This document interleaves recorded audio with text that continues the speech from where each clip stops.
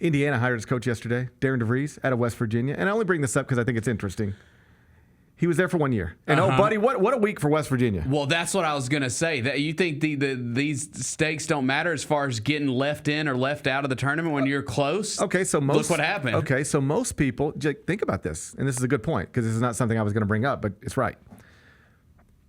North Carolina was the last team in the field. West Virginia was the first team left out. Most people think that's wrong. Most people think West Virginia should have been in, North Carolina should have been out, and that was most people before the bracket even was published. It was a pretty consensus. North Carolina out, West Virginia in. Committee does West Virginia out, Carolina in. Mm-hmm. West Virginia declines an invitation to any other postseason event. Season over. Indiana's like, you're our guy. Yeah, Darian DeVries we need a coach. If West Virginia makes the NCAA tournament, they can't do this until at least Friday. Right. If West Virginia wins a game in the tournament, they can't do this until at least Sunday. They might get to a point where they go, we can't keep waiting on this. Transfer portal's filling up. We got guys leaving that we can maybe get back to school if we had a coach. Mm-hmm. Let's look. Oh, Ben McCollum just got bounced. Let's go that direction instead. It is not a stretch to suggest that it is possible the committee putting North Carolina in the tournament over West Virginia also played a role in West Virginia losing its coach to Indiana yesterday. Because I'm just telling you, there is no scenario where West Virginia loses its coach yesterday. Right. If West Virginia's in the tournament. And Indiana might have grown impatient and said, we got to do something else. Because this stuff does happen all the time. I'll give you a great example. Whatever year it was, Wichita State goes to the Final Four.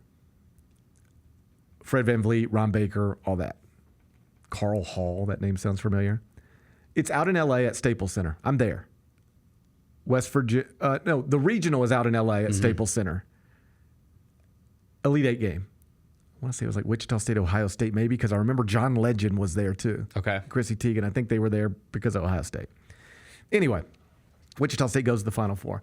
What I subsequently learned is that UCLA wanted to hire Greg Marshall to be their coach. And Greg said, I'm not going to talk to you until my season's done. I'm interested, but I owe it to my players and my employer to stay focused on what I'm doing. I don't want anybody to ever say, I'm paraphrasing here, but like this was his mindset. I don't want anybody to ever say if we lose in the Final Four or the Elite Eight or whatever, that it's because I was distracted looking at the UCLA job. I'm interested, but I'm not talking to you until we're done. And as soon as we're done, let me hug my wife and kids, and then let's sit down. Mm-hmm. And they kept winning.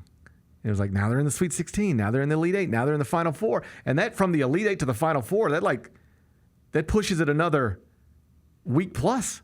And UCLA finally just said, we can't keep waiting. Do you want to be our coach? And he said, I'm not talking to you till we're done. They said, well then we'll go hire Steve Alford. Mm-hmm. This stuff happens.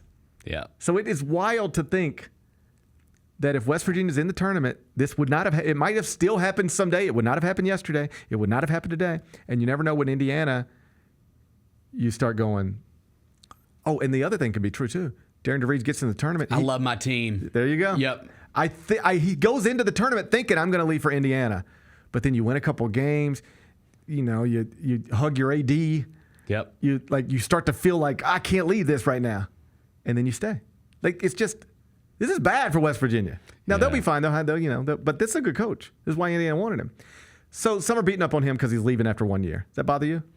I mean, it's Indiana. That's the thing. It's Indiana. You know what it is? It's one of the best jobs. Yeah. It's just because the people are going back and grabbing his introductory press conference, and he says something along the lines of, "This is a place I could really see myself.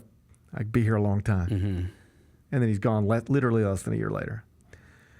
I get it if you're a West Virginia fan, frustrated, and just get all the frustration out. It's been a rough week. I always try to flip it. Instead of going, I can't believe this guy would leave West Virginia less than a year after taking the job, I always try to approach it from the other side and go, why would this guy do this? Or why wouldn't he? Okay, what is the reason he did that? Here's when he was introduced at West Virginia, I bet he did think he could be there for a while. You want to know why? He was a longtime assistant. Then he gets a mid-major job. and suddenly you're offered a Big 12 job, and it's like the place Bob Huggins used to coach, and it's a place that's gone to a Final Four, and you're like, man, this is, woo, I'm here. I did it. I got it. I got the job. Without any idea that less than a year later, Indiana could want you. And throw all that money at you. Yeah, but it's also just like there are tiers to jobs. West Virginia is a good job, really good job. And then there's Indiana. You know what it's exactly like? Or very similar to? Lane Kiffin, Tennessee, USC. Everybody banged on Lane for leaving Tennessee after 1 year. I don't think he wanted to. You know what I think happened?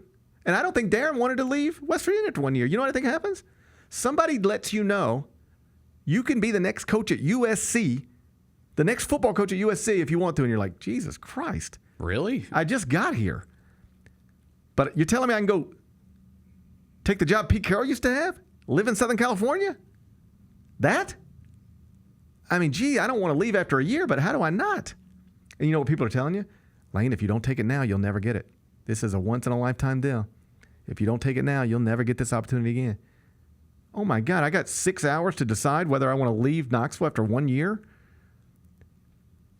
or turn down my dream job? That's hard. He took his dream job. He might tell you it was a mistake with the benefit of hindsight, but that's what he did. I understood it. This is similar. When you take the West Virginia job, you probably do believe I'm going to be the West Virginia coach for a long time.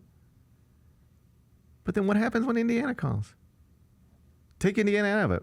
What if Bill Self just announced, I've had enough of this. I'm going to retire. And then Kansas picks up the phone and calls you. You going to stay at West Virginia because, well, it's only been a year? Or are you going to take the Kansas job because it's Kansas?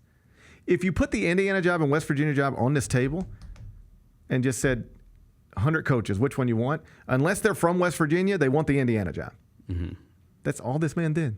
He's just making the same decision anybody else would make. Yeah. It's just that it's uncomfortable and awkward because he's making it less than a year after getting this job. But it's not his fault. You know, like a lot of variables involved. How does this happen? Mike Woodson can't win enough with a expensive NIL roster at Indiana. So he resigns midseason. That's the first thing that has to happen for West Virginia to lose his coach. Right. The Indiana coach has to be not good.